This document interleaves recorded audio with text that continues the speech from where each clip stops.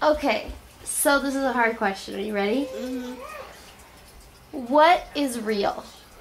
Like, how do you know that this pillow in front of you is real? Because it's fuzzy and it's real. Oh yeah, because it's real. That's how you know it's real? What else is real? I don't know. You tell me. Lions and tigers. Lions and tigers are real? And sharks. And sharks? Sharks are scary, though. Yeah, I love sharks. But have you ever seen a shark in real life? No. How do you know that they exist? Because they're in deep, deep water. Well, how do you know that they live in deep, deep water? Because I can know that they're in. Why? Because I don't know. I know how they are. Okay, alright. What else is real? How do you know that those fish over there are right there? Because they're real. Because they're fish. Because they're fish? And God made them. And God made them? Is that how you know they're real? How do you know that God's real? Because he's up in the sky.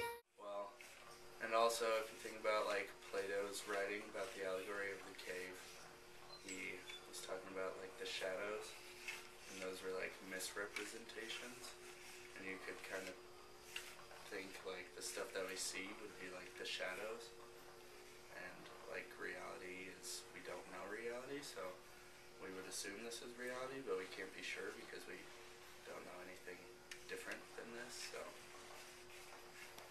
yeah. Well, we can't really know what's real, I guess. Why not? Well, like Descartes thought that there could be like a demon that was tricking us into everything that we see, and so he proved, or he said, it's not real unless it can be proved real, and nothing can really be proved real except like yourself. Right. Your thoughts and stuff, so I guess it'd be hard to like prove that he was wrong in that thinking. Just like in science, how nothing can be proven, they're all just theories, and they can just be more and more Yeah. not proven to not be right. Because one little difference in data can like throw everything off in science, so yeah, I guess you could use that philosophy too.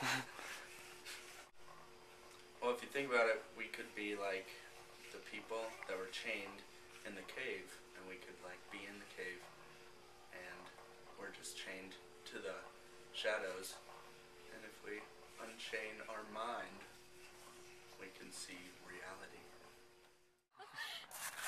So Janelle, what is real in your world? Anything real is anything you can see or anything that you can feel the effects of, I guess. I don't know. I guess there are real ideas, but there's not always real existing forms of those ideas. Like what kinds of things? I don't know, like unicorns. Like, you know, they don't exist, so I guess they're not real, but the idea of them is real. The Loch Ness Monster? No. I think that's real. Okay. Could be real. But I mean, it also could not be real because... Ask your question, or Well, no, let's redefine think the about question. it in more basic terms. Like, maybe not what is reality, just how do you know that that gun you're cleaning in front of you right now is there? And it's not just all in your head. Ties back or... into existentialism. It exists because I encounter it. Does everybody encounter things the same way?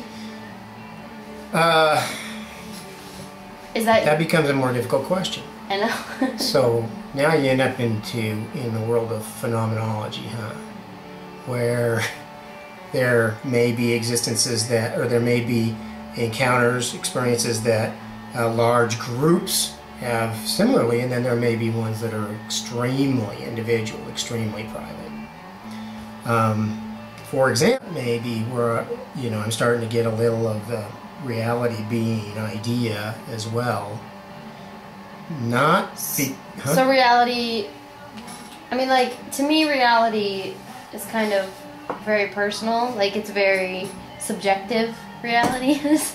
And so does reality just completely change for these people based on what other people tell them reality is? is that like the real reality, or is there like a basic reality that everybody is a part of and everybody, I don't know, that everybody belongs to? Oh yeah, there. You know, I absolutely believe that there's a reality that people can that all there's a place where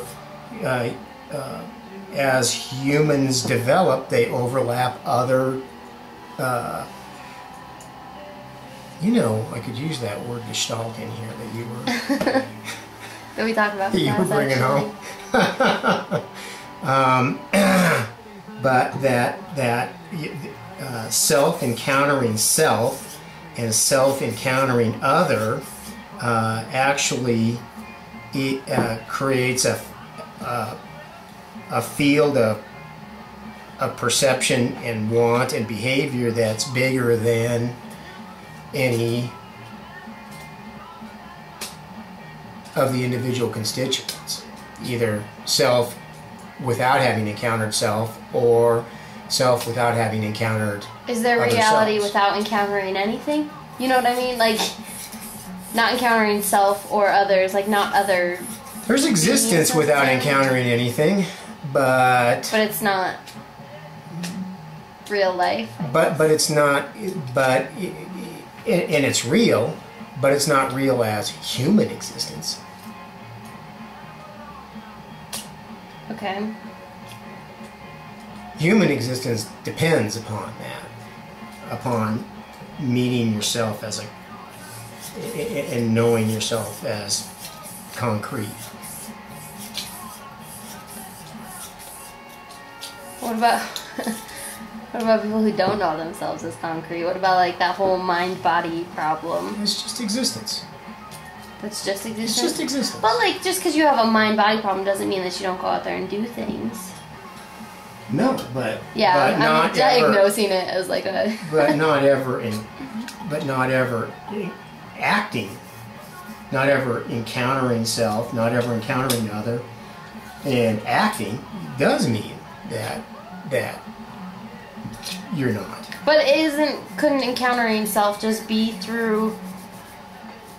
I don't know.